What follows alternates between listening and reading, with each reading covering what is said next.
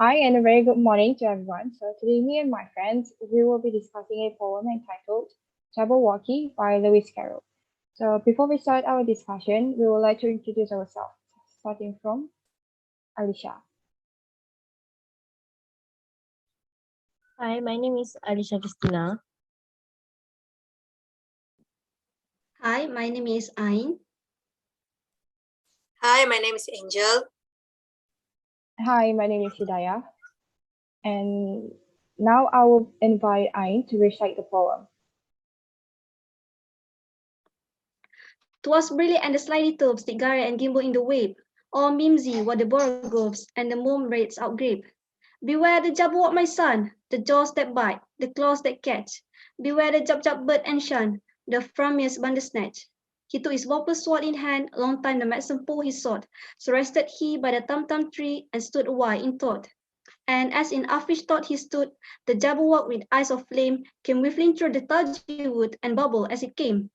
1, 2, 1, 2, and through the bopper blade went snicker-snack.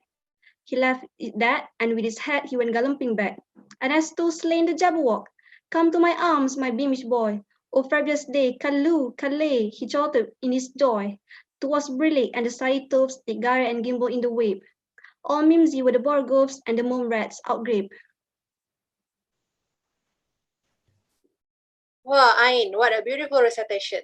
But right now, I am curious about the poem's meaning. Perhaps you can explain a little bit to us what is the poem actually means? Jabberwocky by Lewis Carroll is a nonsense poem that tells a story about a dangerous and scary creature called Jabberwock. In this poem, a father was telling his son to beware of the Jabberwock as it has horrible teeth and big claws. Jabberwock usually lurks into woods as well as the other creatures like Jab bird and Bandersnatch. After listening to his son's storytelling, the brave son brought his whopper sword and tried to find that Jabberwock. He rested near the tum-tum tree and continued to search for it. Once he found that creature, he fought with it and successfully killed it. He then took the head of Jabberwock and presented it to his father. His son's bravery made the father feel so proud, and they celebrated the success together. I do think that this poem is so interesting, and I want to know what is the literary devices that being used in this poem. Can anyone explain? Hi, so yeah, sure, I can explain to you or I can give details to you about the literary device that is used in this poem. So we have five, which is alliteration, consonance, enjambment, assonance, and also imagery. So we'll start with alliteration. Okay, alliteration is a repeated sound at the beginning of multiple words, which is grouped together. Okay, for example, in the first stanza, line 2, which is the word gyre and gimble. And next we have enjambment. Enjambment occurs when a line is cut off before its natural stopping point. For example, in stanza 5, the transition between lines 3 and 4, which is he left it dead and with his head he went galumphing back. Moving on, we have consonants. Consonants is a repetition of consonant sounds in the same line, such as the sound of M in Come to My Arms, My Beamish Boy, and also the sounds of L in Towards Brillig and the Slightly Toes. Next, we have assonance. Assonance is the repetition of vowel sounds in the same line. For example, the sound of O and R in The Jaws That Bite, The Claws That Catch, and also the sound of O in 1, 2, 1, 2 and Through and Through. And lastly, we have imagery. Imagery is used to make readers perceive things involving their five senses, which this poem requires the readers to imagine what the Jabberwock might look like and how it moves. For example, it came whiffling through the toggy wood. And another one is the jaws that bite, the claws that catch. And next, we have the nonsense writing of this poem. Okay, so in this poem, Carol plays with the sound, meaning, and lack of meaning, which attach to real and nonsense words in Jabberwocky. Okay, some of these words are simply out of place or out of order, but they might, in other contexts, make sense. These include the word verbal and thumb. These words do not have a specific meaning. It is up to the reader to imbue them with some, or to just appreciate them for the way they sound. Thank you. And also, I see that this poem has a lot of stanzas, so it might be hard for us to understand just by the summary of it. So would Alicia and Angel please explain to us about this poem by stanza? Okay, so I will start, then I will pass it to Angel. The Jabberwocky poem consists of 7 stanzas. I will start with stanza 1. In the first line, the writer dives straight into the text using odd and incomprehensible terms. He describes the setting as brilliant and teeming with slightly told. It is obvious that the speaker is bringing the reader to a new and unfamiliar place. It is a world that is invisible to human eyes and the English language. Instead, the writer had to coin new words for the occasion. But that doesn't mean they are meaningless. The word brilliant should also be considered by the reader. The character Humpty Dumpty later defined the term as 4 o'clock in the afternoon. For instance, a reader may conclude that there are slightly, perhaps meaning slimy or slippery toe, in the scene. This term could refer to a creature or a type of plant. It sounds similar to another term for groove, such as tree groove. The turf in line 2 are said to gyre, which may say gyrate or dance in the wave. The term web is later described as a grassy area surrounding a sundial. The scene obviously has a magical or mystical aspect to it. He then discussed the borough. It's also unclear if this is a creature or a form of plant life at this stage.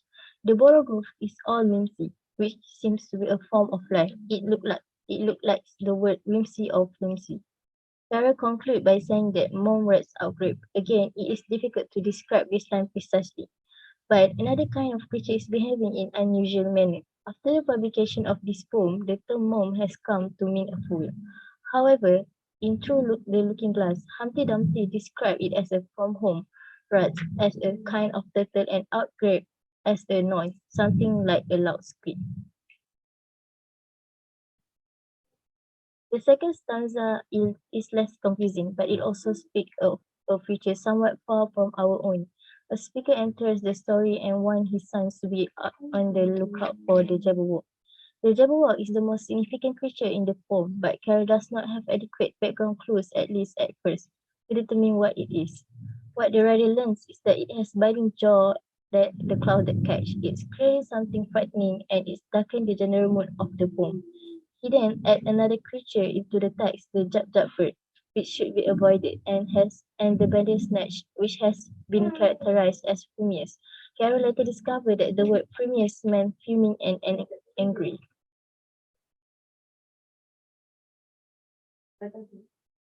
In the third stanza, the speaker explained how he presumably the son described in the previous verse would go hunt this monster. He's on the prowl for them, wielding his bobber blade.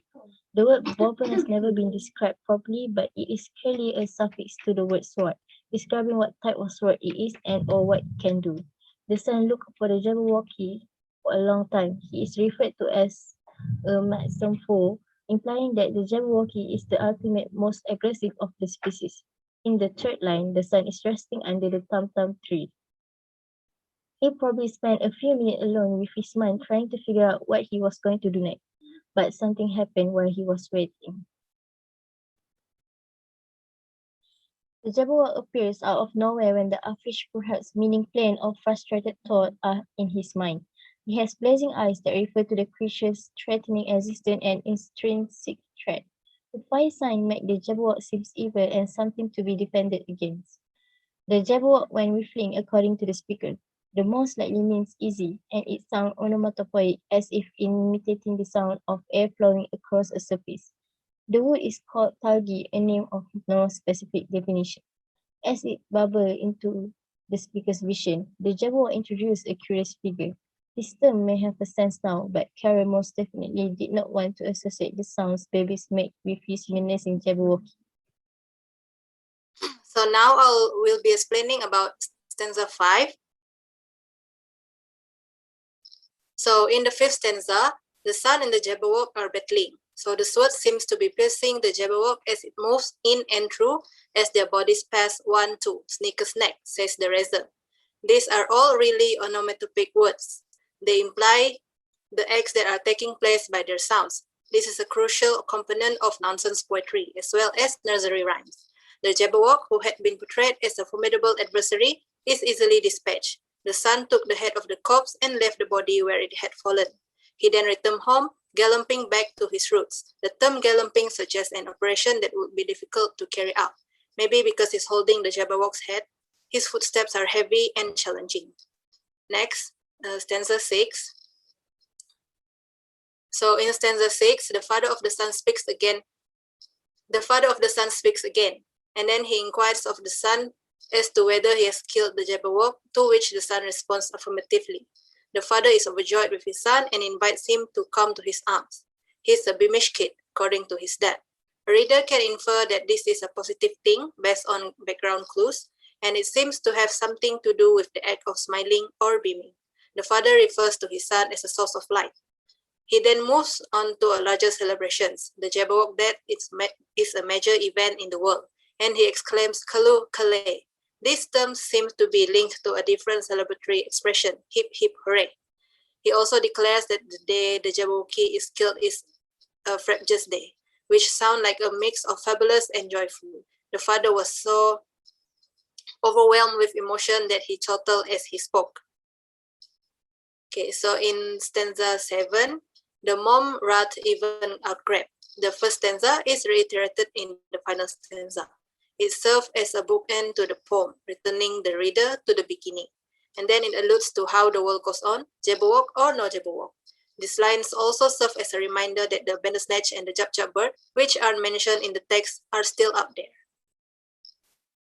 So that's the end of the stanza analysis.